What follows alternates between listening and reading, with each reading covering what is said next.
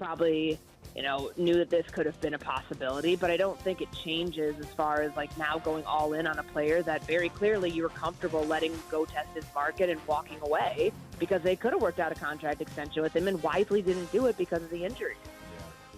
Trey Smith, let's start there. I mean, that's big news. It was seeming like, a week ago that they weren't going to tag him. And then you listen to Brett Veach's comments, and we talked about it from earlier in the week when he met the media. And it's like, all right, is he just like saying nice things, playing the game, but he's being realistic? He knows they're not going to keep him. But, he sort of hinted at good dialogue and how much they value him. And now today, and I don't know if it coincides with the official numbers coming out, the league informed all 32 teams exactly what the salary cap's going to be. But today we get news that they are indeed franchise tagging Trey Smith in Kansas City. Were you surprised?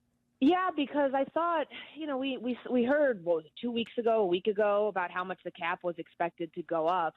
And teams' cap plan 2 to 3 years out. So I was a little surprised to, at least the perception was they weren't going to franchise tag him regardless of how much the cap was going to go up. And then you see the significant jump, and now it makes you think, well, maybe that changed their plans. Maybe that altered something that they want to do in free agency. Maybe there's somebody retiring or some other surprise thing that will be a surprise to us that they're starting to figure out now, which allowed them the flexibility to keep one of their, their Pro Bowl offensive linemen, their Pro Bowl right guard. And it makes sense. He's a great player. He's 25. Like, you could, franchise tag him now, work out the long-term deal before July, and then have a cornerstone piece on your offensive line, which, is critical even with a quarterback like Patrick Mahomes. It's critical to have a good unit up front. But there are a lot of teams now that I'm expecting or thinking, wow, what do we do? Right. Because this is not a good, it's usually with free agency, there's like one or two, maybe three names that are at the top of the market. But for like the guard market, and really for any offensive lineman, he was the cream of the crop, and then it was everyone else behind him. So the plan Bs for everybody right now are going to be interesting to figure out what they are. Yeah, I was going to ask you, so what is the contingency? And Jurko said to us when the news first broke, he said, okay, does this make you reevaluate Teven Jenkins? And we were all kind of silent. Maybe that speaks volumes. Nobody said a thing. But does it? Is that part of the calculus now? Because I think you make an excellent point, Courtney. Like these markets usually aren't flush with a ton of talent anyway. And when the best guy's not available, it's like, okay, now what do we do? What's the pivot?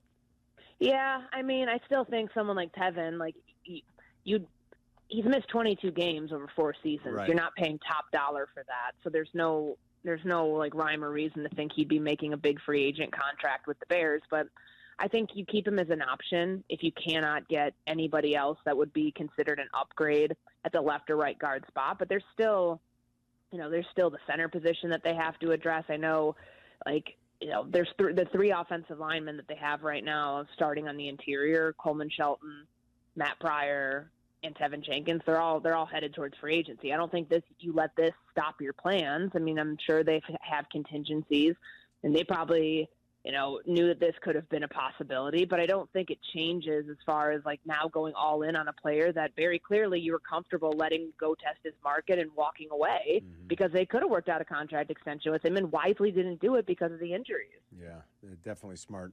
All right, so what have you thought about the week and just the way the Bears have handled themselves and the tone and tenure around the offseason, the way it's been? Everybody's impressed with Ben Johnson. I think that continues to be a big takeaway, both locally and nationally. Would you agree? Yeah, and he's said all the right things. He's acted the right way. Ryan Poles said the energy is different around the offensive staff this year, which is, probably a little bit of an indictment on last year's group, but also just showing where things are.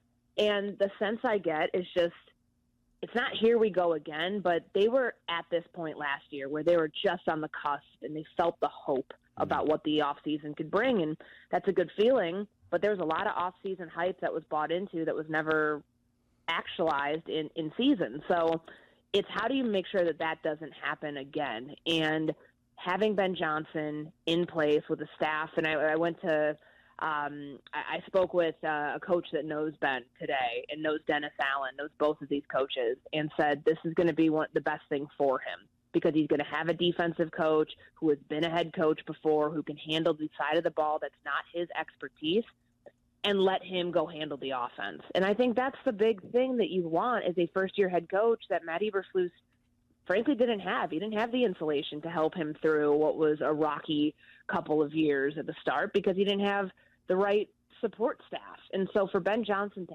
have that will ease the transition when things get difficult and when quarterbacking with Caleb Williams becomes a challenge, because it will at times. But I think the fact that the conversation this week was not centered around Caleb nearly as much as it was shows you that the team is moving on to some of the bigger needs they have to make sure that Caleb's job is easier in 2025, which is the offensive line, to defensive line, and addressing other needs in free agency and in the draft. And if they can do that, then that's a good return on investment for year one in Ben Johnson. But I think that the energy's been notably high. I think from some Bears fans, there's some cautious optimism because they just went through this rigmarole last year. Mm-hmm. And you don't want to feel like, okay, we're getting sold on hope again, we're going to get let down.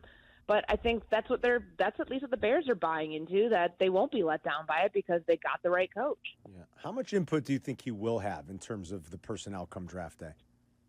So I know what Ryan Poles said. He didn't think it would be any different than what Matt Eberflus had in terms of personnel say. I mean, I think in this structure, it's going to fall on the general manager still. I don't think that, if Ben Johnson really wanted personnel control, which he never came in and said he wanted his own general manager or that, I think if that was the case, he wouldn't be in Chicago because the Bears have been pretty adamant about what their structure is.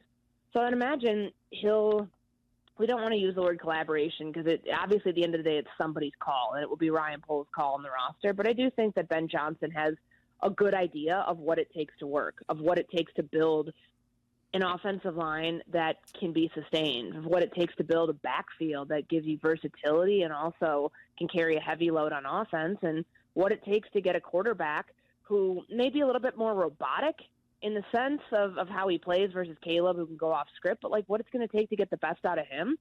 I think that Ben Johnson has a chance to, show Ryan Poles, hey, these are the guys that I need in order to make what we were doing in Detroit, a version of it happen in Chicago. Ian Cunningham, I think, the assistant GM, has interviewed for 4 different positions over the last 3 years. I hope I have those. Is that right, Courtney? Yeah, it was Arizona the first year. He pulled his name out. Tennessee as well, at Washington last year, and then, of course, Jacksonville this year. And he got a call back to Jacksonville. Now, I'm glad you said that. He did pull himself out of one of those runnings. But is he getting dinged a little because you might be another organization going, the Bears suck, and they can't draft players? Honestly, does he get dinged a little for that, and is that why he can't get one of these jobs right now? Absolutely, it's a part of it. It's part of the evaluation. I mean, I've seen assistant GMs on other teams that, are 3-14, 4-12. It's not a sexy draw for teams trying to hire their guy if you are a part of that in a high-ranking position and your team was terrible. So I think that definitely plays into it with Ian Cunningham, and that he's in a spot right now where I think the jury is probably out, or still out, on him as a general manager. Clearly he's sharp, he's smart. But he is removed far enough now from the places where he was a part of winning organizations in Philly and in Baltimore. And, what his body of work shows is, 5 wins last season, 7 the year before, and 3. Not a lot of success. 3 the year before that. Yeah. So there's just not a lot of body of work that's strong in the sense of these roster moves made the team better. We won more games. And so I think that naturally affects him. I don't think that it's a career death sentence by any stretch, or that he's not going to get opportunities in the future. But to Jurko's point, I think it does play into it. Are the Bears most likely to stay at 10, trade up, move up in the draft, move back in the draft, or use the 10th pick on an established NFL player that's being made available? Well, if it's Myles Garrett, I think you make that call, because if it's 10, if it's next year's first-round pick, if it's 39, you'd like to think that could get it done. Now, Cleveland may say they want 3 first-round picks. Who knows? But I think that now that they've missed out, like everybody, missed out on Trey Smith, I think you've got to still strike big when you can. And that means that you don't play small, even when you have the draft capital. And Ryan Poles, being a college scouting guy, should be confident in his, like, that's his background. He should be confident in his abilities to identify players in the draft, so you don't feel you have to hold on to high draft capital as much, because you can use some of the later rounds to find talent that can become starters and play a big role for your team. So I would think that if Myles Garrett, I know what Andrew Berry, the GM of Cleveland, said, that their stance has not changed. Right. I don't see how you put the toothpaste back in that tube in Cleveland. So I think they probably will be fielding calls, and I'm sure the Bears would be interested in that. That will be an interesting one to track. Okay, last thing, stadium related. It seems like there's a lot of smoke right now, and I've heard in the last week, and I know Peggy Kaczynski's heard some things, and she's always pretty plugged in, that an announcement one way or another is coming soon. At least that's what I had heard, and I don't know if it's the Lake. I don't know if it's Arlington. I think it's Arlington, but are you hearing anything on the stadium, and should we be preparing for some announcement from the team in short order here that they have decided on a site and that they are going forward? So I'm pretty sure there's a veto session with the state of Illinois, a legislative session coming up in April. So I would imagine, because that would be what they would need to get the funds for public funding for the stadium in Chicago, which J.B. Pritzker has said is not happening. So I would imagine we'd hear probably sometime in the spring that they will be pivoting to Arlington Heights. Okay. All right. It's going to be a busy offseason as always. All right. Anything else we should know? When are you coming home, by the way? You staying a few more days down there? What's the schedule? Just going to see the quarterbacks tomorrow. I mean, I don't think anybody's throwing this weekend, which shouldn't surprise anybody. Shedeur Sanders isn't doing it. Cam Ward said he's debating, which means he's probably not doing it. But none of the top quarterbacks did it last year. But it's interesting down here just because it is different. There isn't the can't miss prospect, but it is a deeper draft class, which could yield some gems for the Bears. They've got 4 picks in the top 72. You can do a lot of damage in day 1 and day 2 that way. Yes, you can. I agree. All right, Courtney, thank you for the update. We appreciate it. Have a great weekend, all right? Cool. Thanks, guys. See you. There's Courtney Cronin at Courtney R. Cronin on X.